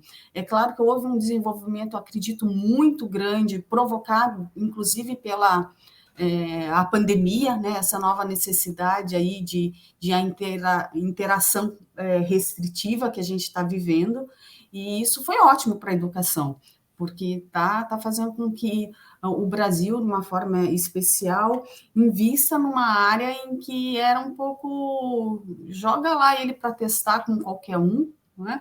Antigamente o pessoal de medicina operava cachorro e levava para casa, porque se o cachorro morresse, ele perdia a nota, né? Hoje em dia não tem mais nenhuma faculdade de medicina que aplica essa técnica, né? Ninguém pega cachorro na rua para operar, e isso era uma realidade, né? Isso de fato era uma realidade aplicada. E aí a gente, acho que agora, passando dessas imensas possibilidades, a tecnologia é um grande suporte, né? A tecnologia, hoje em dia, é um suporte tanto para o ensino presencial quanto para o ensino à distância, e eu acho que aí vem a colaboração das meninas de falar dessas possibilidades que a gente tem hoje, né, como o Genially, que eu acho que quem não conhece precisa conhecer, pois é um recurso muito utilizado em metodologias em que permite uma interação muito grande com os alunos, que pode ser aplicada em turmas EAD ou turmas presenciais, de forma a aprender e a provocar o aluno de diferentes ações e reações. É assim que funciona, Laura, ou eu estou viajando no Genially? É exatamente desse jeito. O Genially, ele é uma ferramenta de criação de conteúdo interativo e ele nos oferece várias possibilidades. A Carol vai demonstrar um pouquinho na prática como isso acontece. Ele permite que a gente crie camadas de informações, movimentos de animação, de interatividade, criação de games. Eu vou compartilhar minha tela aqui com vocês. Ele é uma plataforma razoavelmente nova, né? É razoavelmente nova, ela é muito utilizada na França, na Espanha, né? No Brasil, ela faz pouquinho tempo em português, né? Mas ela já é uma realidade há um bom tempo fora, principalmente na França, ela é muito forte nessa questão de gamificação, principalmente. Deixa eu ver aqui. A Telesapiens hoje representa a Genially, né? É uma parceira estratégica da Genially, né? E nós temos uma surpresa para você, professor, que está nos assistindo agora, no finalzinho com relação a isso, tá? Só para dar um gostinho na boca, você pode, dependendo da sua expertise, do seu resultado, ganhar uma licença Genially, tá? Durante um ano, para que você possa aproveitar o máximo dessa ferramenta. Mas vamos aprender aí com a Carol como é que funciona e com a Laura também, né? Isso aí. Vocês estão conseguindo ver a minha tela? Sim, Carol. Sim. Então, esse aqui é um ambiente, né, do Genially, e ele permite que a gente crie conteúdos, clicando aqui no botão. Depois a gente vai passar o link para vocês fazerem um cadastro. Ela é gratuita, tem contas que são Pro, Master, né, tem os planos, mas inicialmente dá para brincar muito com o Genially no gratuito. E aí, quando você vem aqui, você pode procurar templates, né? E aí tem apresentações que você pode criar, infográfico, gamificação, né? Uma vídeo apresentação, isso tudo depende do que você quer fazer para mostrar para o seu aluno, para provocar o seu aluno. E aí, vindo aqui em apresentações, tem uma infinidade de modelos já prontos que você pode editar, customizar. E também a gente chama o Genially de ferramenta de autoria, porque isso aqui pode tomar uma cara totalmente diferente, porque você vem, escolhe um template, você pode olhar aqui, até tem uma visualização prévia, você não precisa escolher ele inicialmente direto, ó, você consegue, pelo tempo de carregamento, né, você consegue olhar ó, se ele atende o que o seu projeto precisa ou não. Até também tem algumas inspirações, é legal vocês navegarem, antes de conhecer, né, de escolher um template, navegar em alguns modelos para vocês verem as possibilidades, né, do que dá para fazer. Carol, e até acho que eu vou pegar. Isso é bacana que otimiza o tempo, né, do professor na hora de montar uma aula. Então, ele tem um determinado assunto e ele precisa de um template que converse com aquele determinado assunto. Aí o Genially já oferece diversas possibilidades. Isso é bem bacana na parte de otimização do tempo também. E já com visual, já com layout adequado, porque isso é muito importante para o envolvimento do aluno, né? Um layout. Sim, que converse com o conteúdo, né? Tem uns conteúdos bem interessantes, gamificados, né? Com opções já que podem abrir a cabeça do professor de como despertar o interesse do aluno. Ó, por exemplo, esse aqui, ó, que legal. Ele já tem uma carinha de animação, né?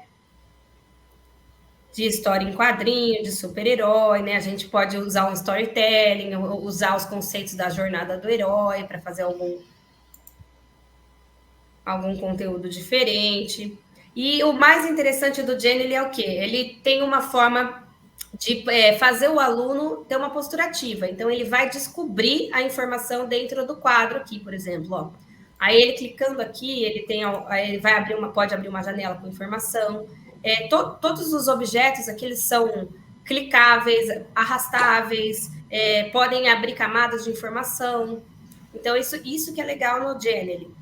E faz com que ele se envolva, ele se prenda, ele participe, né, do processo que ele vai descobrindo no template durante a navegação, depende de como você quer usar, né? Se quer usar como um game ou quer usar como um vídeo também, pode ser.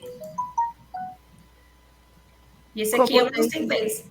Como o David falou também, a questão da recompensa. Então, num jogo, por exemplo, uma tela de recompensa, com parabéns, com, né, parabéns pelos acertos, enfim, ele tem essa possibilidade também na parte dos games. Clicando em selecionar template, olha o que aparece para a gente pode escolher todo o template, ou escolher também algumas telas só. Eu quero usar só essa tela, por exemplo. Então, você tem essa opção de clicar em todos ou escolher só alguma tela que você quer editar. Eu vou adicionar aqui para mostrar para vocês como fica.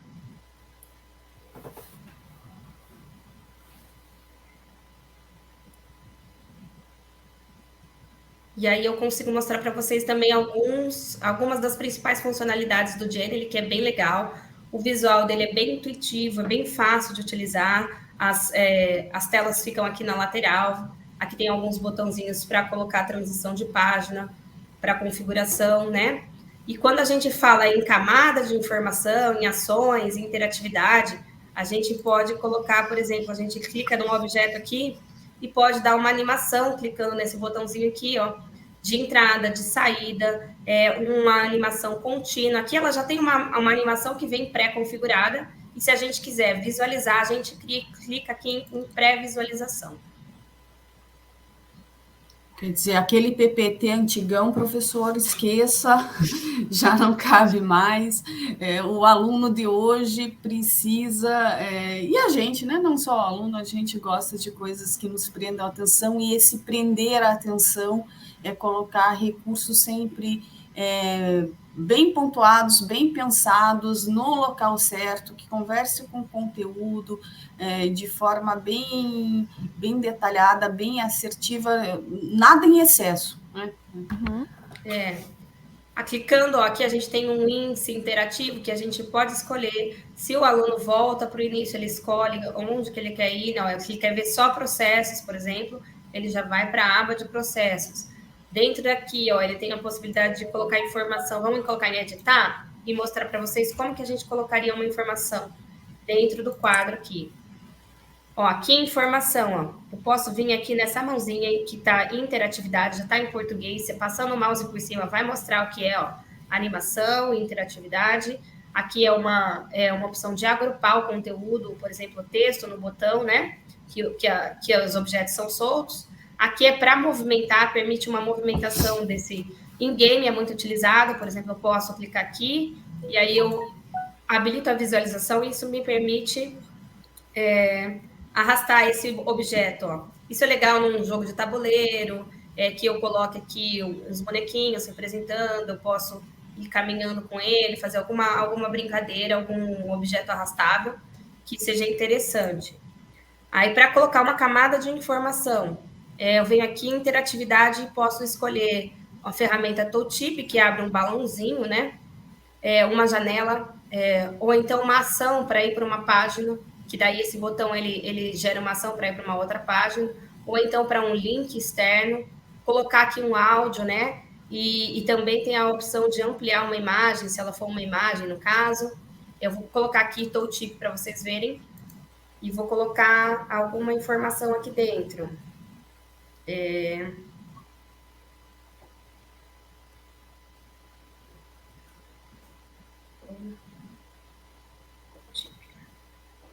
Vamos salvar. Como que vai aparecer? Vamos pré-visualizar aqui como que vai aparecer para o meu aluno. Quando ele passar o mouse por cima, vai aparecer aqui a informação que ele deseja. Então, nesse formato aqui. Agora, se eu quiser editar, não, eu quero que essa informação vire uma janela. Aí eu venho aqui e troco, clicando aqui. É bem simples, eu já troco. E aqui eu tenho uma visualização que pode ser média, pequena, grande.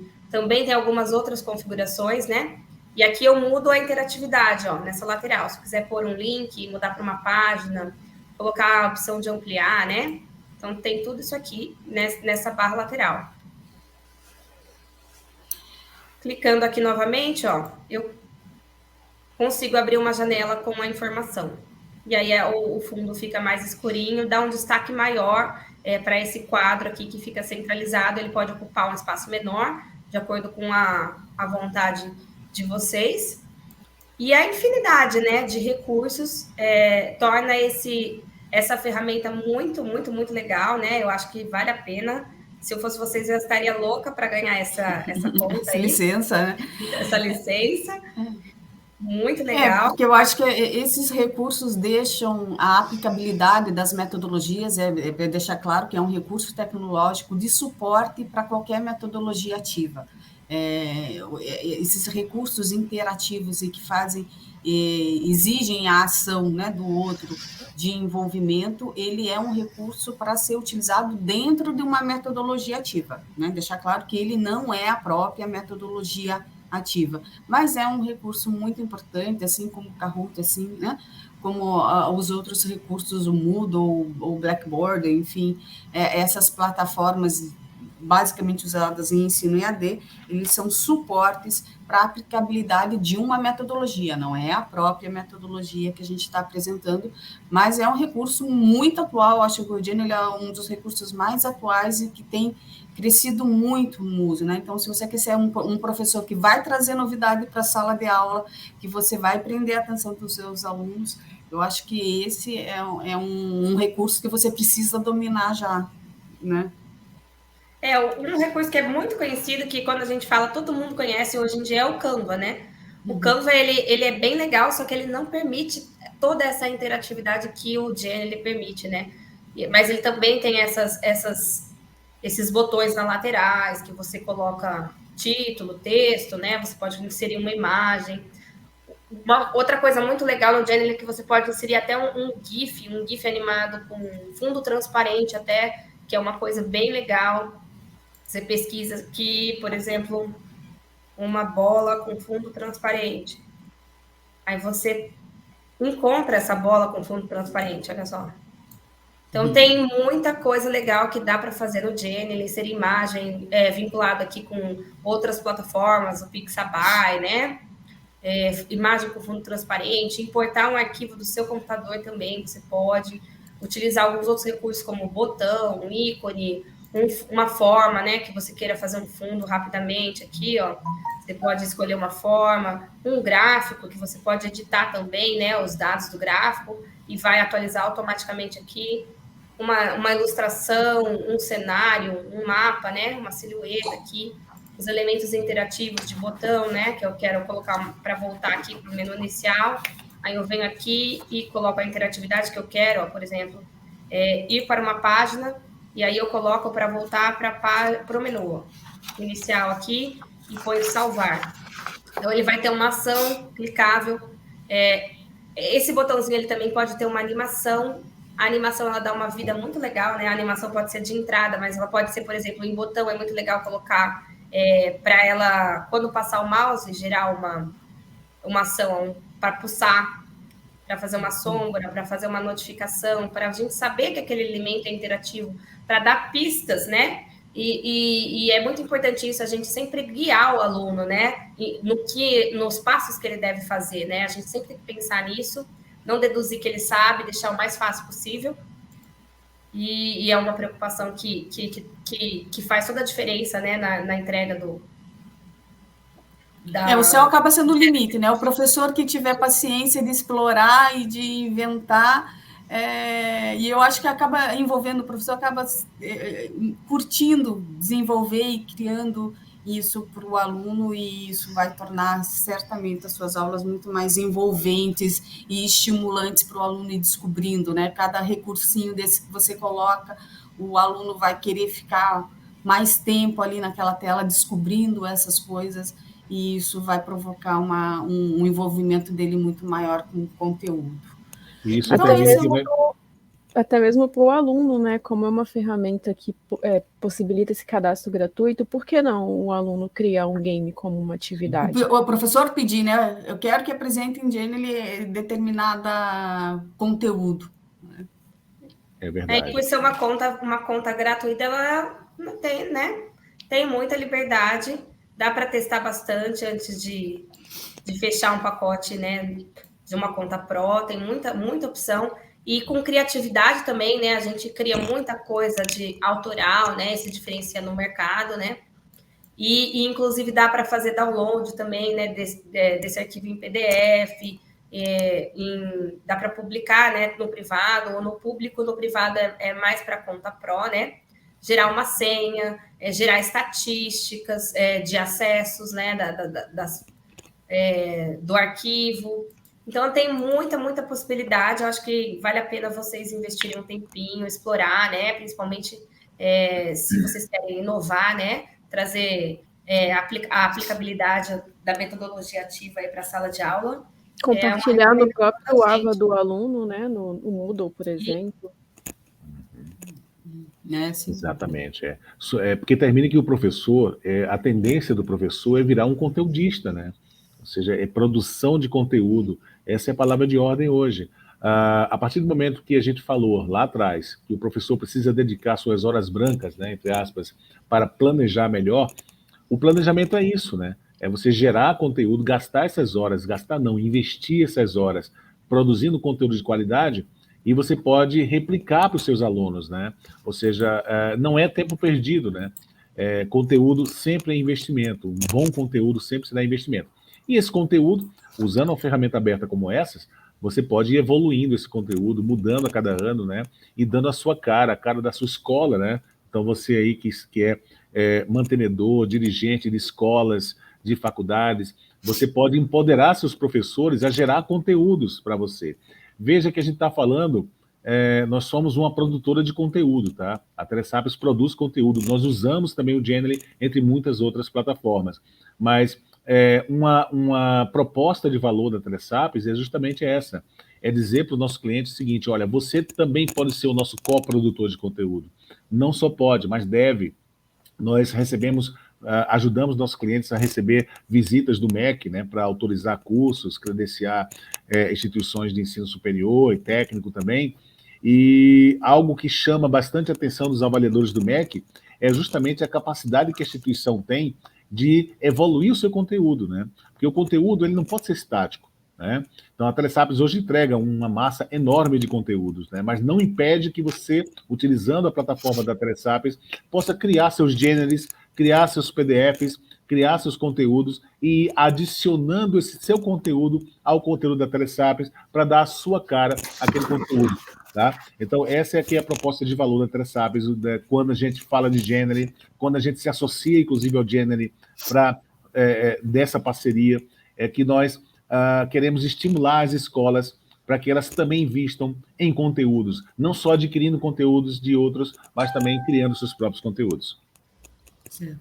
Bom, nós temos que correr agora, David, já passou rápido, nós já estamos com 1h30, ainda faltam muitas metodologias para a gente discutir, para a gente falar aqui um pouquinho. Eu acho que tem um vídeo que pode abrir essa nossa discussão, né, que está com você aí, vou pedir para você compartilhar esse vídeo, para que a gente possa falar das próximas metodologias que são tão quanto importantes as que já falamos até agora. Verdade. Uma das metodologias, Ali, que nós vamos falar agora é muito importante. Nós até já demos uma palhinha sobre ela lá no começo, quando eu falei da minha experiência lá atrás, criando um trem-bala, né, em protótipo, que é a aprendizagem baseada em projetos. Só me confirme se vocês estão olhando minha tela. Sim, estamos. Pronto, perfeito. Olá, meu nome é Ed Canedo, seja muito bem-vindo a este momento de aprendizado. Mas antes de começar, eu gostaria de te dizer, meu caro professor, que a vida é um projeto. Desde criancinha, a gente se enche de sonhos. Por exemplo, eu queria ser um astronauta. E para conseguir esse objetivo, eu era capaz de fazer qualquer sacrifício, até mesmo de estudar. Isso mesmo. Foi aí que surgiu meu interesse em matérias até então odiadas pelos meus colegas, como a matemática e a física. Eu confesso que eu tinha muita dificuldade com números, mas eu sabia que algum dia eu teria que superar isso. Até que um dia, a minha vida mudou completamente. Quando o nosso professor de física pediu para a gente desenvolver um modelo de foguete em miniatura, claro, né? Que fosse capaz de voar com a ajuda de um motor a pilha. Ele aproveitou essa experiência para nos ensinar na prática várias leis da física, como as de Newton, por exemplo. Pela primeira vez na minha vida, eu estava fazendo aquilo que eu realmente gostava, aprendendo aquilo que eu jamais pensava ser capaz de aprender. E o que é mais importante, alimentando meu sonho, o meu projeto de vida, ser um astronauta. Isso é o que chamamos de aprendizagem baseada em projetos. E Então, meu caro professor, a sua matéria ou disciplina é entediante? É difícil? Os seus alunos, eles sentem dificuldade em aprender? Já pensou em transformá-lo em projeto? Cabeça fervilhando de ideias, né? A minha aqui também tá, sabe por quê? Aqui, no meu lugar, na condição de seu facilitador, eu também preciso transformar esse processo de aprendizagem em um projeto. Isso mesmo, o seu projeto de aprendizagem sobre aprendizagem baseada em projetos, ou Project Based Learning. Preparado? Então vamos começar entendendo um pouco mais sobre projetos. Assim como tudo em nossas vidas, os projetos se caracterizam por terem um início, uma fase de desenvolvimento e um encerramento. É assim em toda e qualquer área, profissional ou não, onde se queira aplicar um projeto. Então, qual será o início do seu projeto, hein? O seu projeto chamado Aprender a Metodologia de Aprendizagem Baseada em Projetos. Bem, eu, que passo a ser o gerente do seu projeto, vou definir este início como sendo a contextualização. É nessa fase que você irá refletir sobre uma situação de sala de aula em que caiba um projeto. Lembra do foguete? É isso mesmo. Nesse momento, você deve pensar em um projeto que seu aluno possa desenvolver para aplicar os conhecimentos que você precisa transmitir para ele. Só que com uma pequena diferença. Ele será o protagonista dessa história. Em outras palavras, ele será o responsável pelo próprio aprendizado. Mas calma aí, mestre, calma aí. Eu sei que você está doido para pôr a mão na massa. Mas assim como o seu aluno vai precisar buscar o conhecimento por livre iniciativa, você também precisa ter esse momento de busca pelo conhecimento. Estou me referindo ao desenvolvimento do projeto de aprendizagem. Para o seu aluno, será o momento em que ele irá correr atrás do conhecimento sobre o projeto que você irá passar para ele. Mas para você, esse momento chegou agora. Você precisa correr atrás das técnicas e da fundamentação teórica sobre a metodologia de aprendizagem baseada em projetos. Esta é a fase da instrumentação. O momento em que você irá se municiar das ferramentas e técnicas necessárias para a aplicação desse conhecimento na prática. Mas você deve estar se perguntando, tá, peraí, ok, eu entendi, eu estou com água na boca aqui para começar a mergulhar nesse conhecimento. Mas aonde está ele? Como é que eu posso buscá-lo? Sabe, como eu já falei anteriormente, você é o protagonista da sua aprendizagem. Então eu deveria mandar você se virar, correto? Não, mas eu vou te dar um empurrãozinho, ok? Nesse momento, você vai clicar no botão avançar, que você está vendo agora, e a gente vai mostrando passo a passo parte da fundamentação teórica que você precisa aplicar para essa incrível metodologia ativa em seu projeto de aprendizagem. Enquanto você for clicando nos botões, nas caixinhas de textos, nos vídeos e nos jogos que nós aprontamos para você, eu quero que você vá construindo mentalmente o projeto de aprendizagem que você irá passar para os seus alunos. Combinado? E no final de tudo, eu vou querer saber direitinho quais são os seus planos para a aplicação desse projeto. Fechado? Então, motivado para mudar a sua vida e a vida dos seus alunos? Tá esperando o quê? Dê um clique nesse botão aí e comece a absorver o conhecimento que reservamos para você a partir de agora. Mas atenção, não se limite aos conteúdos que preparamos para você. Pesquise em outras fontes de conhecimento. Lembre-se, ninguém é o dono da verdade e nem possui todo o conhecimento do mundo sobre um tema. Clica logo aí, vai. A gente se vê mais adiante.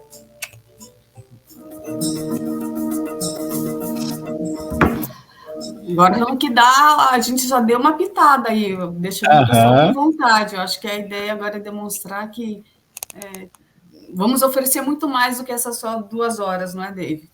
Exatamente. E isso é que é o bacana de metodologias ativas, tá? Ela simplesmente ignora a carga horária, tá? A metodologia ativa, ela ignora a carga horária. Ou seja, aquela carga horária de 30 horas, 40 horas, 15 horas que a gente divulga para o curso presencial, quando se fala de metodologias ativas, isso se expande bastante. Por exemplo, nós acabamos de entregar para vocês que estão nos assistindo um desafio, né? O desafio é clicar, claro, não nos botões, porque esse vídeo faz parte de uma trilha de aprendizagem que está aí em nosso ambiente, mas no link que nós vamos colocar aqui.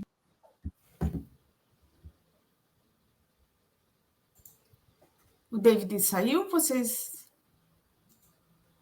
Eu acho que o David Eu acho que caiu, mas ele deve estar retornando agora.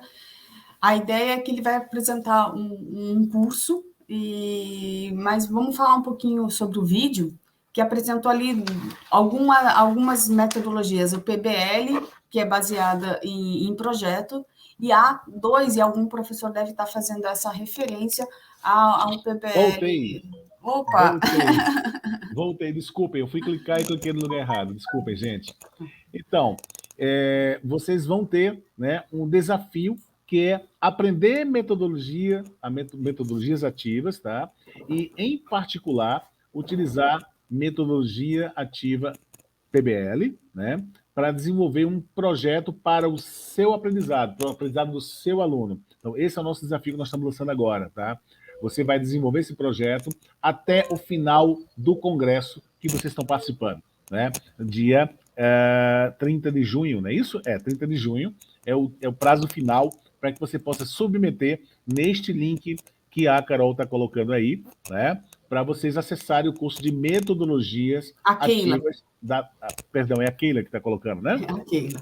Perfeito. Eu coloquei o link para a conta do Jenny, para quem quiser fazer a conta gratuita. Perfeito, tá? Nós vamos colocar também o link para o curso de metodologias ativas, que é um curso que vai trazer uma visão geral dessas metodologias em vídeo, tá? E no final vai pedir para vocês submeterem um projeto, tá? Esse projeto é justamente um projeto de como aplicar a aprendizagem baseada em projetos dentro da sua realidade. Então, se você é professor do ensino básico, se você é professor do ensino superior, se você é professor de curso de inglês, por exemplo, escolas técnicas, curso técnico, personalizante, não importa, você vai imaginar como que você pode utilizar esse conhecimento que você acabou de aprender e ainda vai aprender mais dentro da sua realidade, tá? Gente, vou pedir ajuda de vocês, porque quando eu cliquei errado ali, eu fechei a aba que tinha justamente o link desse curso, tá? Então, se alguém puder pôr aí, eu agradeço, tá? O link que vai levar vocês ao curso de metodologias ativas da Telesapiens. Caso vocês não consigam sucesso nesse link, vocês podem procurar no Google, é bem simples, tá? Curso de metodologias ativas Telesapiens gratuito, tá? Então, vai aparecer, provavelmente o primeiro link que vai aparecer é o link desse curso. Vocês vão clicar, vão colocar os dados de vocês, e aí vem a grande surpresa, aqui, né? Já. Opa, tá aí já? Ótimo. E aí vem a grande surpresa que nós reservamos para vocês, tá? Os 5 melhores projetos, isso vai ser avaliado por uma banca aqui da Telesapiens, os 5 melhores projetos ganharão licença de 1 ano da Pro do Genially, tá? Então, é uma promoção que nós estamos fazendo para você, professor, para você, educador, que quer dar uma turbinada, que quer mudar a sua vida profissional e passar a utilizar metodologias ativas para tornar a aprendizagem do seu aluno uma aprendizagem, de fato, significativa para mudar a vida dele, tá? Então, essa é a nossa proposta para vocês. É isso, Ale? Quer complementar isso com uma informação? Quero sim, eu quero complementar que o curso vai dar mais uma pitada do que é metodologias, porque isso é um universo bastante grande, isso é um universo bastante complexo e que está crescendo, assim como a gente está fazendo aqui, se desenvolvendo, sempre tem novas metodologias, novos recursos que podem ser aplicados a essas metodologias. Então, assim, a gente falou de a aplicação, né, baseado em projetos, mas tem o PBL, que é baseado em problemas, que é muito utilizado lá na década no Canadá, como falou no primeiro vídeo lá que a gente colocou pela área de saúde, que iniciou o uso baseado em problema. Temos os fóruns colaborativos, enfim, existe uma enormidade de outros metodologias que esse curso que a gente colocou o link aqui podem aprofundar ainda um pouco mais, para que todo mundo conheça todo esse cenário, escolha aquilo que vai adaptar melhor ao seu conteúdo, porque, como professor, o meu grande desafio, eu dava em algum momento da minha carreira de docente, eu dava aula de teorias da comunicação. E sempre foi um grande desafio para mim aplicar uma metodologia ativa numa disciplina que é apresentar as diferentes teorias que exigem na comunicação. porque são conceitos, é uma disciplina conceitual, basicamente, né? Eu acho que esse é um desafio de muitos professores, como tornar os conceitos, essa base, essa instrumentação que o vídeo nos falou, né? Essa primeira fase de uma instrumentação de uma forma atrativa, que não seja uma forma de decoreba para o aluno. Então, existem metodologias, existem técnicas para serem aplicadas em conteúdos como esse. A gente vai dar essa pitada nesse curso gratuito e que a gente quer submeter, quer desenvolver, quer compartilhar e quer palpitar no seu projeto. É isso que a gente quer. A gente quer receber o projeto do professor, vamos submeter a uma banca de profissionais da área para que possam palpitar, que possam te auxiliar, que seja aquele desafio que você, como eu faço, eu tenho essa possibilidade, será que vai dar certo? E eu acho que com os recursos certos, com uma boa vontade, com uma dose de envolvimento aí, né, de interação, a gente consegue melhorar não só a aula do professor, mas principalmente o desenvolvimento do aluno, que é isso que importa. Não é melhorar a aula do professor, é melhorar a performance do aluno. Eu acho que é essa inversão que a gente precisa pensar. Eu não quero melhorar a minha aula, eu quero melhorar a performance do meu aluno. Né? O que eu preciso fazer para chegar? E aí vai toda a consequência disso, do meu tipo de aluno, do meu tipo de conteúdo, da ação que ele tem que dar. E você falou uma coisa interessante, Ale, a tua disciplina de teorias de comunicação, que deve ser a realidade também de vários professores que estão nos assistindo agora.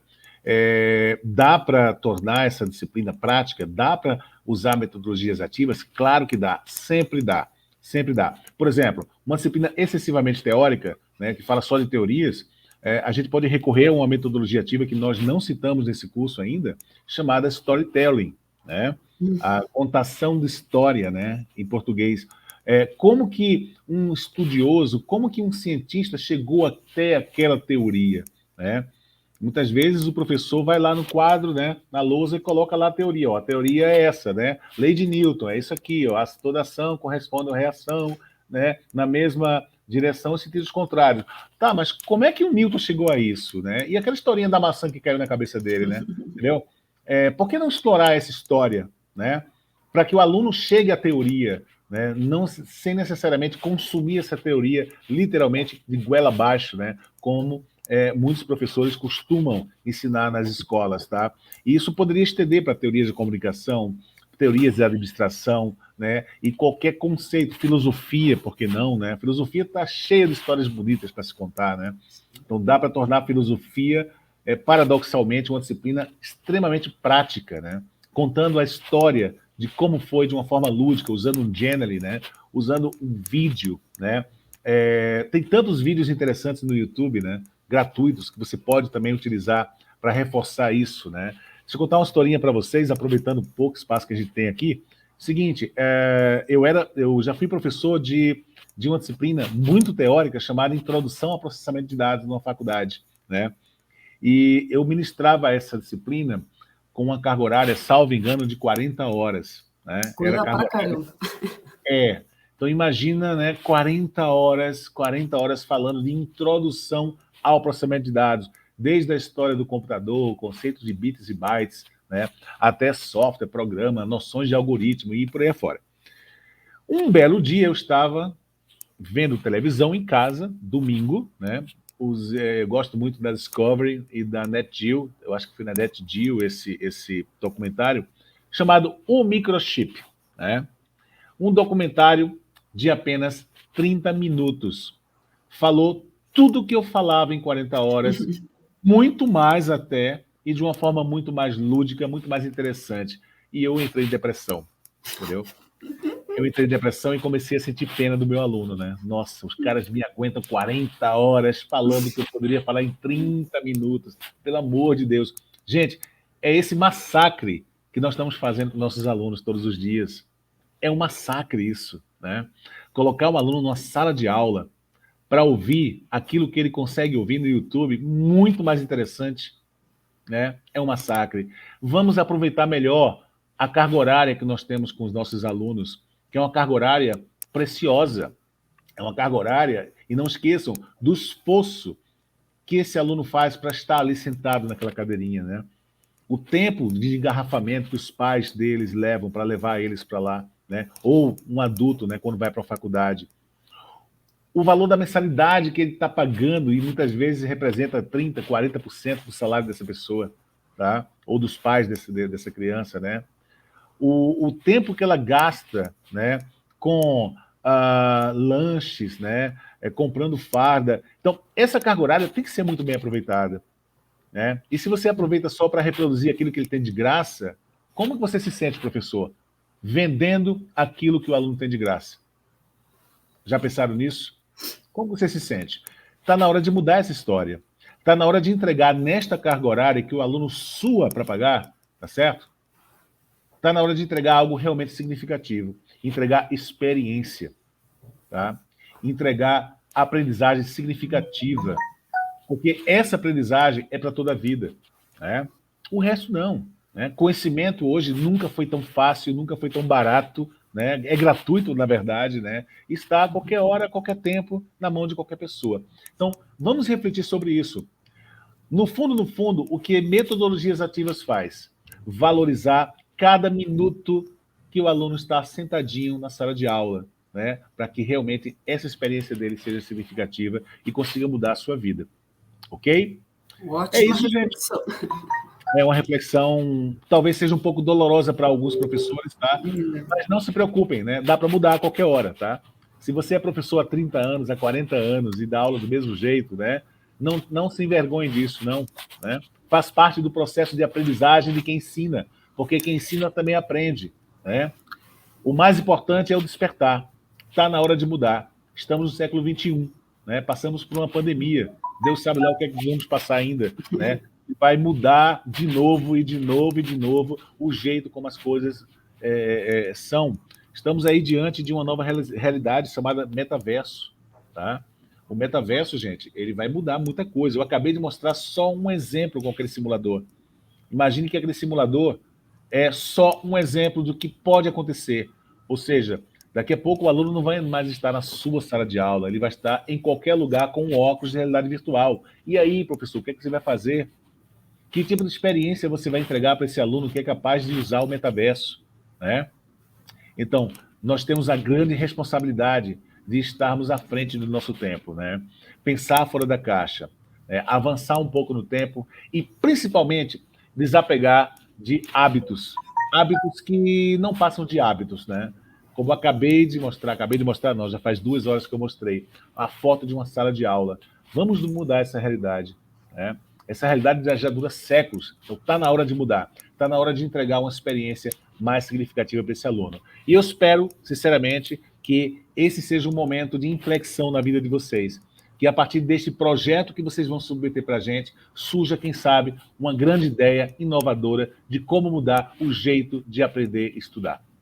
Tenho certeza que quem está aqui escutou o nosso curso, quem vai fazer a nossa proposta, quem vai atrás da conta do Genially, quem está nesse congresso, principalmente, eu acho que já faz diferente, já não quer mais aquela sala de aula que a gente iniciou essa reflexão.